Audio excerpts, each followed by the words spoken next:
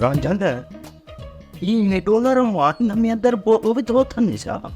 बसि करे वे असां मन कहिड़ी हाल मूं था गुज़रूं हिन में कपाए बसि करे वे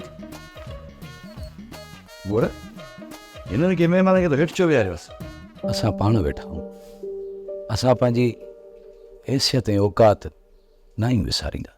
हर इंसान जी हैसियत उनजे किरदार में हूंदी आहे, कपिड़नि में न। साहब मां भला चांहि तयारु करे अचां? न कॾहिं बि न। खाधव ओ खाधव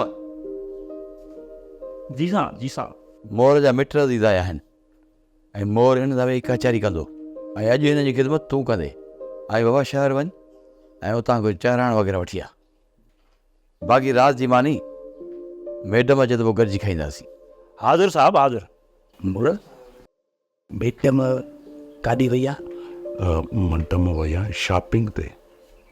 अच्छा इहा शॉपिंग कची थी आहे थी हुजे या तूं बसि तकरे बि लोला शॉपिंग थी ऐं पुट नाहे। शॉपिंग जीअं असां हट ते हलंदा आहियूं न सामान वठणु या का शइ वठणु खंडु या मिठाई वठणु गुड़ वठणु शॉपिंग उनखे चवंदा आहिनि। त पोइ ईअं मोर ईअं खोले ॿुधाए छो थो असांखे चरियो करी साड़े छॾी बसि करे बि मोरे छॾी। शॉपिंग माना ख़रीदारी करणु आहे बाबा। वियो वियो बाबा वियो। न न हेठि न बाबा मथे मथे मुंहिंजी धीअ जाइ खामखा नाराज़ थींदी कार्ड बि वियो था मथे बाबा मथे। हर 2-3 सालनि खां पोइ जॾहिं वस नथी थिए न हितां 100-150 घर लॾे शहर हलिया था। मुजरी उहो असांजो नसीबु आहे दर दर जूं ठोकरूं खाइणु। इहो असांजो नसीबु न पर बदनसीबी आहे छो त हुकूमतूं असांजूं नाहिल आहिनि जेके असां ग़रीबनि जे बारे में सोचनि कोन थियूं। मुजेरी उन्हनि खे छा थो करे सघिजे? सभु कुझु करे सघूं था जेकॾहिं असां हिमत कयूं न त पंहिंजो नसीबु बदिलाए बि सघूं था। उहो कीअं मुजरी? जॾहिं असां सभु ॻोठ गॾिजी शहर में हली जुलूस कढंदासीं त इन हुकूमत जूं वायूं बताल थी वेंदियूं ऐं पोइ जेको बि असां चवंदासीं उअं ई थींदो। छा सभु ॻोठ गॾु थींदा मुजरी? बाबा पंहिंजे हक़नि लाइ विढ़णो पवंदो। असां ॿियो छा था घुरूं? हिकिड़ो पाणीअ जो नालो न जेको बेराज मां कढी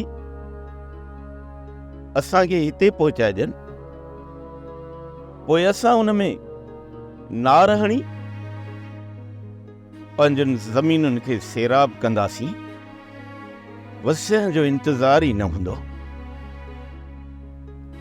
असांजूं ज़मीनूं आबाद हूंदियूं पोइ हितां ॾुकार हमेशह हमेशह लाइ ख़तमु थी वेंदो। ॻाल्हि त मुजरी तव्हां कम जी कई आहे। हिन ॻाल्हि ते ॻोठ वारा गॾु थींदा? उन बारे में मां बिजार ख़ान सां मिलां थो। जेकॾहिं उहो मुतमिन थी वियो न त पोइ मां ॿियनि ॻोठ वारनि सां बि सलाह कंदुसि ऐं पोइ सभु माण्हू शहर जो रुख कंदासीं